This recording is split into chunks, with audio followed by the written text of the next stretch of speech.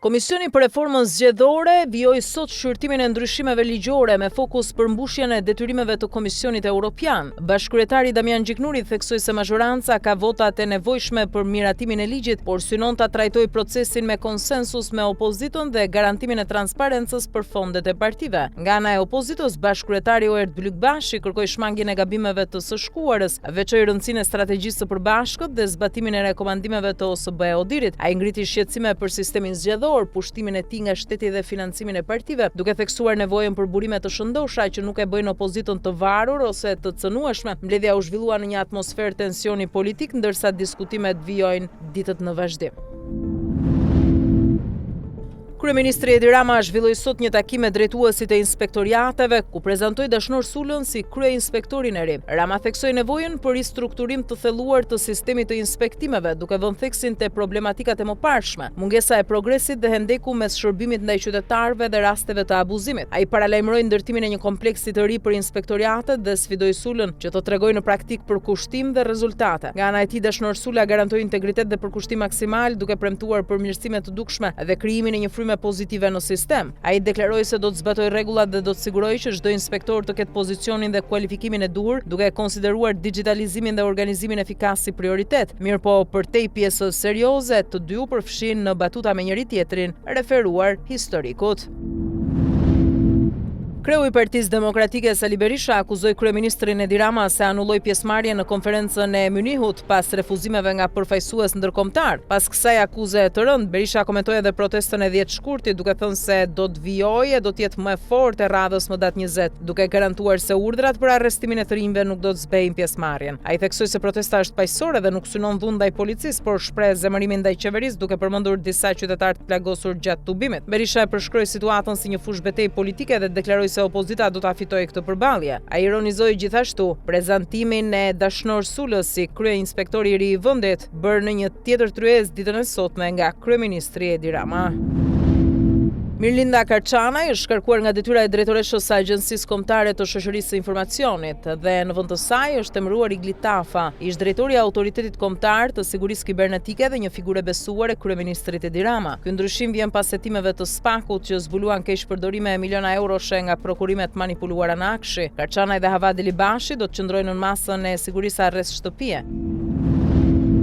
Ambasadori i Gjerman në Tiranë Karl Bergner zhvilloi një takim me drejtuesin e SPAK-ut Claudian Brau, ku diskutuan për forcimin e shtetit të së drejtës në Shqipëri. Biseda u fokusua te konsolidimi i institucioneve të drejtësisë dhe vijimi i reformave kyçe, të domosdoshme për përparimin e Shqipërisë në procesin e antarësimit në Bashkimin Evropian. Gjermania konfirmoi mbështetjen politike dhe financiare për Shqipërinë, duke theksuar rëndësinë e luftës kundër korrupsionit dhe krimit të organizuar. Takimi ndodh në një moment kyç për perspektivën e integrimit evropian të vendit. Megjithatë, paralelisht, betejë e palëkundur e drejtësisë së re është në luftë me politikën e korruptuar, pasi kjo e fundit nga të gjithë krahët po bën çdo përpjekje të mundshme për ta zgjesuar.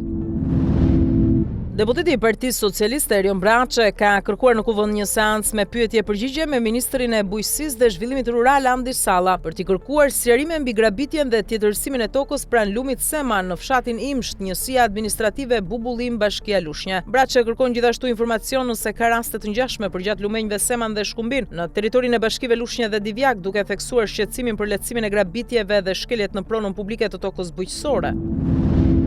Deputeti i Partisë Demokratike Sajmir Korreshi ka ngritur shqetësimin për gjendjen e spitalit të Lushnjës, duke e cilësuar situatën dramatike dhe me pasoja direkte për qytetarët. Sipas tij, mungesa e aparaturave funksionale si skaneri dhe mamografia, zhvendosja e urgjencës dhe kushtet e rënduara në pavione po cënojnë seriozisht shërbimin shëndetësor. Korreshi thekson se buxheti për vitin 2025 është ulur nga 107 në 92 milion lek, ndërsa fondi për analiza do të reduktohet nga 48 në 43 milion lek në 2026. Ai shton se spitali trajton rreth 250.000 banor nga Lushnja, Divjaka, Belshi, Rogozhina dhe Peqini, por ka buxhet rreth 50% më të ulët se Spitali Rajonal i Fierit, ndonse sipas tij përballon 80% të fluksit të pacientëve që i drejtohen këtij të fundit. Deputeti kërkon rikthimin e statusit nga Bashkiak në Rajonal si zgjidhje për më shumë investime dhe fonde. Ai foli edhe për kushte të rënda higjieno-sanitare në një godinë në rikonstruksion, ndërsa ironizoi faktin që Lushnja kontribon me qindra milion euro në bujqësi, por mbetet pa një spital dinjitoz.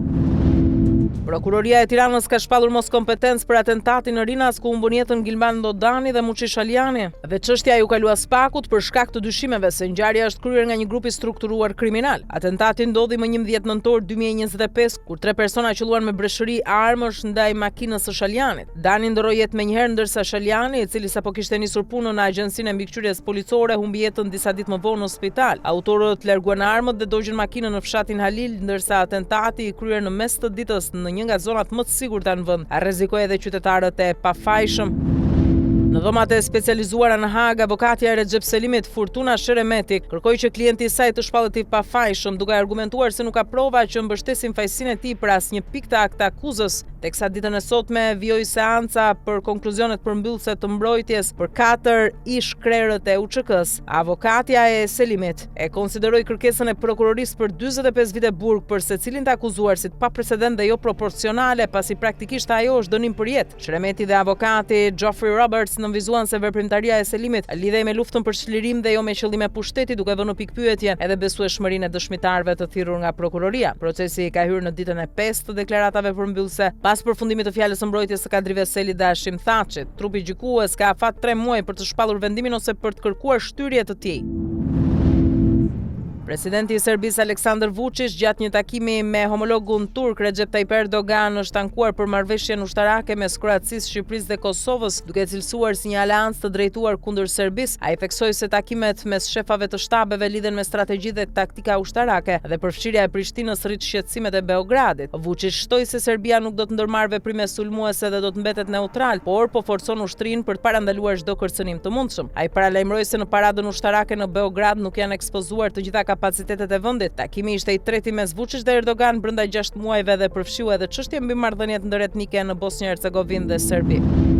Komisioni i Qendror i Zgjedhjeve në Bosnjë-Hercegovinë ka konfirmuar zgjedhjen e Siniša Karan si president i Republikës Srpska. Karan, kandidati i Aleancës së Socialdemokratëve të Pavarur të Milorad Dodikut, do të shërbejë deri në zgjedhjet e përgjithshme që priten në tetor të këtij viti. Zgjedhjet e parakohshme u mbajtën më 8 shkurt në 16 qytete të Republikës Srpska dhe në distriktin e Brçkos, me pjesëmarrje prej 49.5% të votuesve. Këto zgjedhje u përsëritën pas keqpërdorimeve të zbuluara në votimin e 23 nëntorit 2025. Mandati më parshëm i Milorad Dodik ishte ndërprerë në gusht 2025 për mos respektim të vendimeve të përfaqësuesit të lartë ndërkombëtar në Bosnjë-Hercegovinë.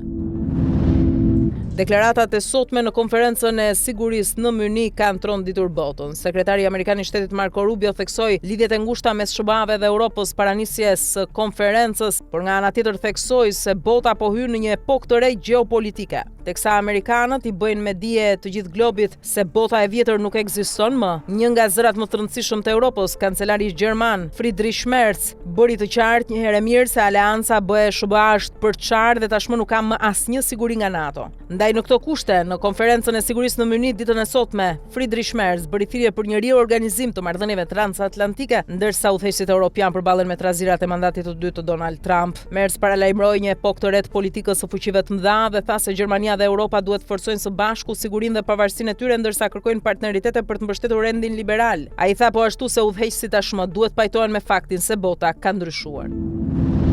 Aeroplanmbajtësia më e madhe në botë USS Gerald Ford është urdhëruar të largohet nga deti i Karajibeve drejt lindjes së mesme, duke u bashkuar me Abraham Lincoln dhe 9 anije të tjera luftarake, ndërsa presidenti amerikan Donald Trump rrit presionin ndaj Iranit për marrëveshjen bërthamore. Trump paralajmëroi se negociatat me Teheranin mund të zhvillohen së shpejti, por nuk përjashtoi veprime ushtarake, duke theksuar se çdo marrëveshje mund të jetë shumë traumatike. Irani nga ana tjetër ka paralajmëruar se do të sulmojë baza amerikane në rajon në rast të një sulmi, duke ruajtur gatishmërinë për diplomaci, por duke mos pranuar zgjerimin e bisedimeve për te çështjes bërthamore. Ky zhvillim ndodh në një moment të tensionuar ndërkombëtar, ku përpjekjet për zgjidhje diplomatike vazhdojnë, ndërsa rritja e prezencës ushtarake amerikane në lindjen e mesme rrit pasigurinë në rajon.